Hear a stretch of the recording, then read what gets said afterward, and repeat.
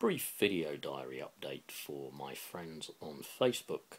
Only going to be a few minutes, but I'm going to call this update Life on the Breadline, Surviving in Proto-Fascist Britain.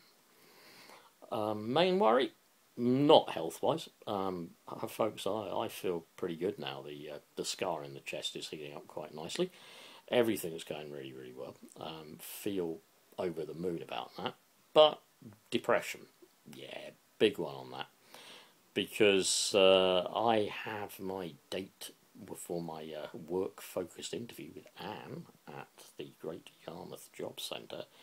And of course we all know that's designed to get me off claiming ESA, get me into the work-related group, even though I'm still signed off at the moment until the 6th of December, and it will take a matter of 3 months altogether to recover from the surgery that I've had for the bypass.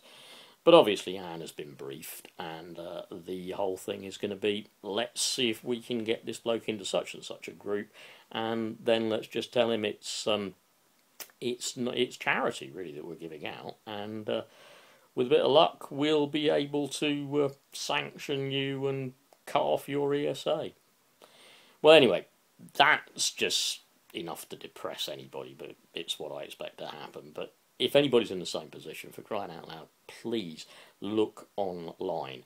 There's a hell of a lot of stuff you can find out about what you're entitled to and what the DWP and whatever are not entitled to do. A great one I'll just mention very, very, very briefly is there's a thing called Universal Job Match. They will insist that you sign up with that. You don't have to. Even if you do sign up with it, they'll say, oh, you know, but you must disclose your allow your advisor here to access your search history and whatever. You don't. It's you don't have to do that at all. It's data protection, and it's even in the government's own policy that it won't affect the payment of your benefit or anything if you don't. But they'll make you convinced that they know best and you have to do this. The other thing you notice as well is they do have targets. There's no question about it. I've seen lots of videos that say, you know, some areas have targets of about 12% off of benefits within a given period of time. It's quite clear that's what they're trained to do. And the final thing I will say is, you know, it might be nice to look at these people and think to myself, well, hey, look, you know, it's not personal. I know you're only doing your job and stuff like that. But they chose to work for these people. They know what the policies are. They know that what they're being asked to do. And they don't have to do it. They could work somewhere else. So you know, it's the same kind of excuse as saying, well, you know, we were only changing the points on the railway system when the Nazis gassed the Jews, so you really can't blame us because we only changed the points to let the trains into Auschwitz. Yeah?